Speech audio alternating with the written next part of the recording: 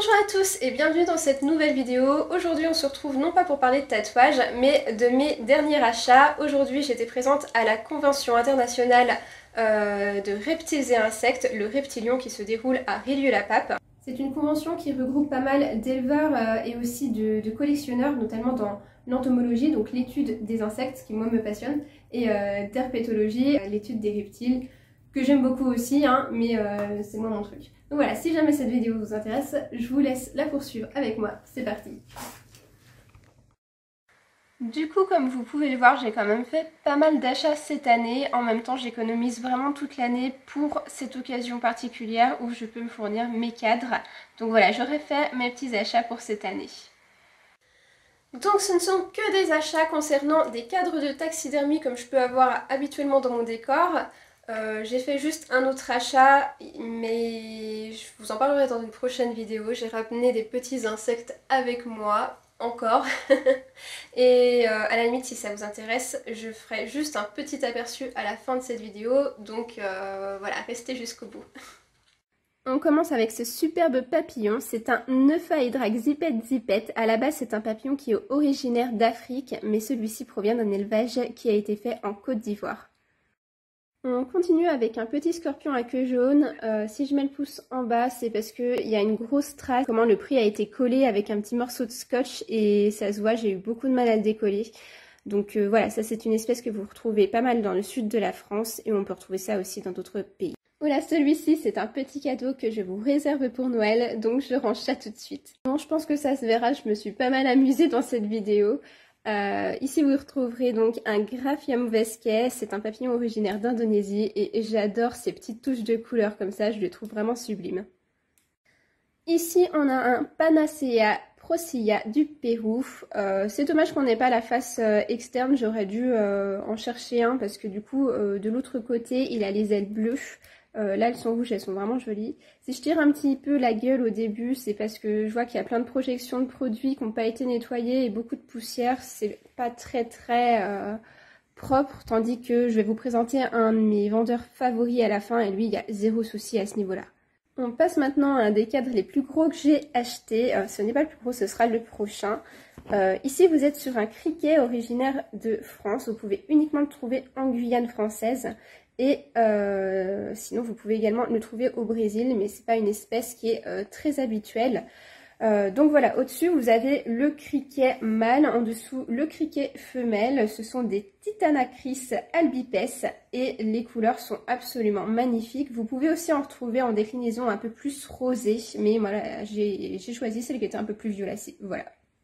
Ah, et là, attention les yeux, c'est vraiment la pépite, le bijou de ce haul. J'en suis vraiment mais dingue. Pour la petite histoire, ça fait 3 ans que je suis le vendeur de ce cadre. Et ça fait 3 ans qu'il est en vente parce qu'il était très cher. Je crois qu'il était à 280 €. Donc voilà, c'est une somme, mais j'ai plusieurs espèces de scarabées dedans, de Thaïlande et d'Indonésie. Et juste, il est absolument sublime. Si vous êtes intéressé par ce style de cadre, je vous recommande 1000 fois, mais alors 1000 fois, d'aller voir ce vendeur, donc Florent Ragois. C'est quelqu'un qui est super sympathique, il est extrêmement méticuleux dans son travail. J'ai jamais eu des cadres d'une qualité pareille, vraiment c'est incroyable la différence que je peux trouver entre le dernier cadre que je vous ai montré et ceux d'avant par exemple. Ne serait-ce que l'emballage, il prend le temps d'emballer correctement. La personne d'avant, il y avait des scotch à décrocher des cadres. Enfin, c'était pas très sérieux, tandis que lui, il y a zéro problème, quoi. Vraiment, ces cadres, ils sont tous magnifiques, sans exception.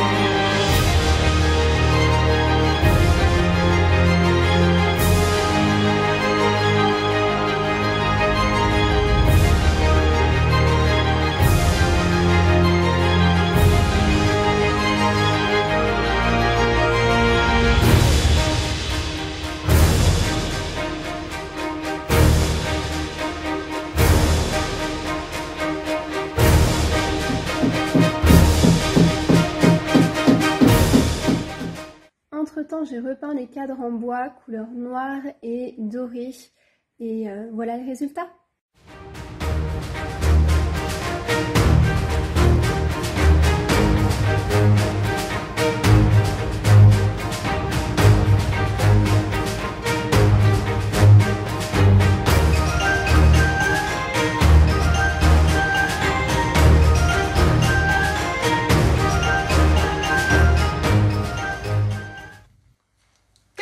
Dans le début de vidéo, je n'oublie pas, je vous laisse avec un petit extrait, une petite vidéo de mes nouveaux compagnons.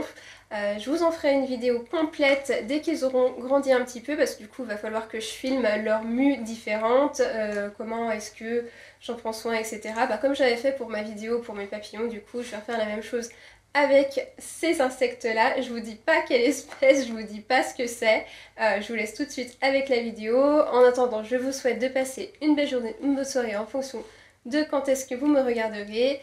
Et je vous dis à bientôt pour une prochaine vidéo.